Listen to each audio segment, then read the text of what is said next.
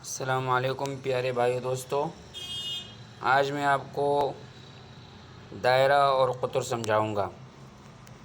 یہ دائرہ ہے، یہ جو کھینچا ہے گول، یہ دائرہ ہے، اور یہ دائرے کے درمیان میں جو آر پار دائرے کو دو برابر حصوں میں تقسیم کر رہا ہے، یہ قطر ہے۔ اور دائرے اور قطر کے درمیان میں نسبت 7 اور 22 کی ہوتی ہے، یعنی 7 کو 22 سے اگر تقسیم کریں تو 3.14 جواب آتا ہے۔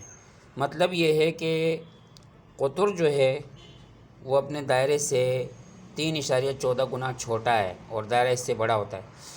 گویا کہ 7 اور 22 کی نسبت اب یہ پائی والا قانون، اب یہ قانون بن چکا ہے کہ جو بھی دائرہ ہوگا تو ہمیشہ اس میں دائرے اور قطر کے درمیان میں 3.14 کا فرق ہوگا، یعنی دائرہ جو ہے اپنے قطر سے 3.14 گنا بڑا ہوگا، دائرہ اپنے قطر سے 3 گنا ہوتا ہے، دائرہ اپنے قطر سے 3 گنا 14 سے بڑا ہوگا، اور قطر جو ہے اس سے گویا کہ وہ 3.14 گنا کم ہوتا ہے۔ تو اس چیز کو سارے ساتھی جو ہے نوٹ کر لیں۔ سراج علی ابن عمر صادق من جامعۃ الشیخ یحییٰ المدنی۔ السلام علیکم۔